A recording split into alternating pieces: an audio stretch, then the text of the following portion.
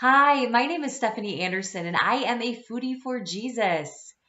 Wow, it is the week of Thanksgiving. Can you believe it? I cannot believe how fast this year has went by, and I'm still getting used to this cooler weather here in Wisconsin as the fall slash winter is settling in. But such a wonderful time of the year, and what a great time to talk about being thankful. Thanksgiving, right? That's what it's supposed to be all about. But so often we get caught up in all the other stuff that we lose the true meaning of it. And as I was considering what to talk about related to Thanksgiving, and I thought, well, this is easy. Let's just talk about being grateful.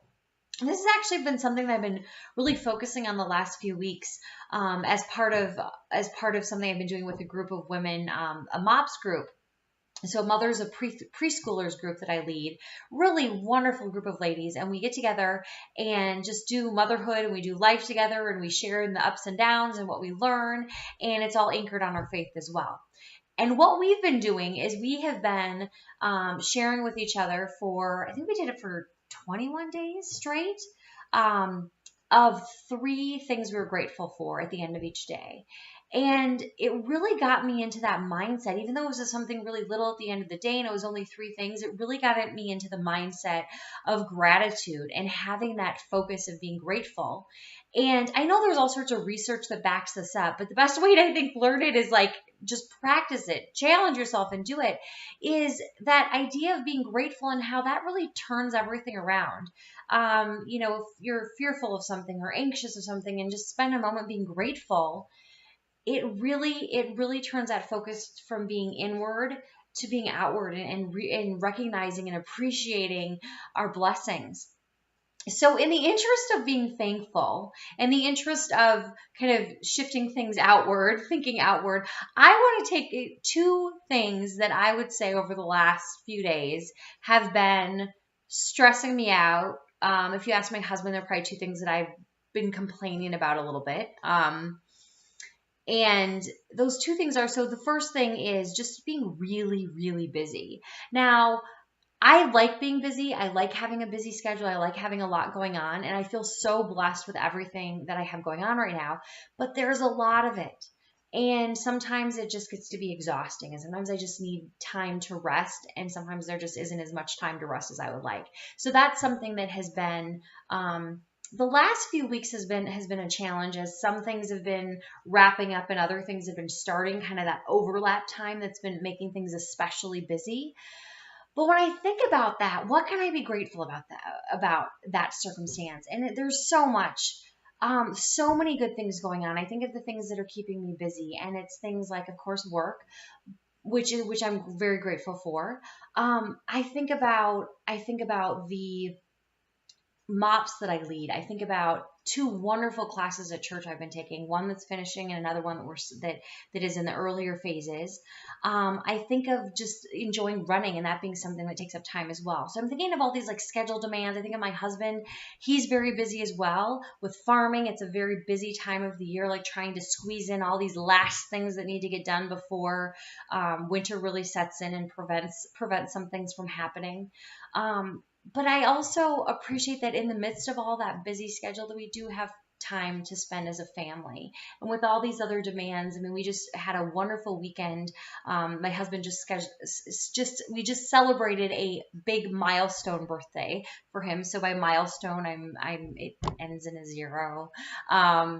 And that was just so wonderful. So that was like it's been busy, but we made time. We did that. We had just this quality time together as a family. We got away. We just made some wonderful memories. And so I also am grateful, related to being so busy, that we are able to say no. We have that option, that it also makes me realize that, okay, all these things are choices that I'm making. All these things that we're doing are choices. And when I have the energy, I love, love, love doing every single one of them. And another thing to be grateful for is that typically I do have the energy. So much to be grateful for in the midst of something that sometimes stresses me out, a busy schedule. The second thing, which I would say very much relates to that I kind of want to turn into a gratitude, is the state of my house right now. It is crazy. So as I mentioned, we spent the weekend in Chicago. Right now in my entryway, my suitcase is like partially unpacked, partially scattered around. Some of the stuff has been moved into the laundry room. I've gotten some laundry done, but it's just like chaos. I've got kind of toys scattered everywhere.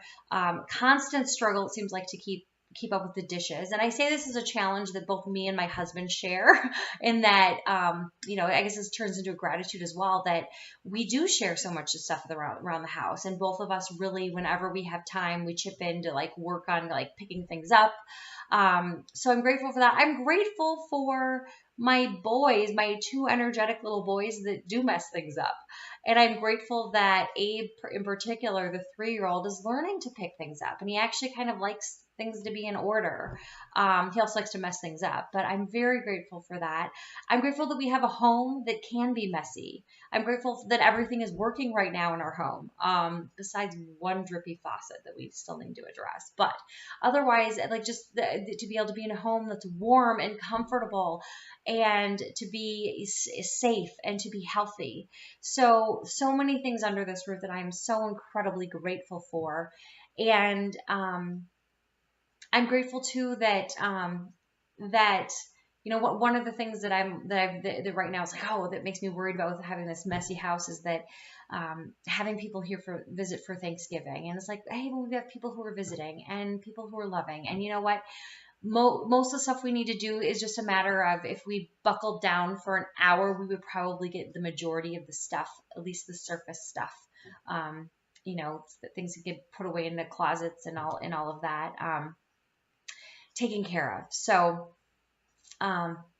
it's actually really, going through this exercise, talking about it out loud has really been such an example for me to just be understanding right now firsthand that power of gratitude, because I feel better about it. I'm feeling so, realizing that there's sometimes are these little things that I get focused on that really, I let them overshadow these amazing blessings. And I shouldn't do that. That is not the right thing to do. And recognizing as well, all of this gratitude needs to be directed towards the Lord, because everything, if it weren't for him, there is no way that I would have anything to be grateful for at all.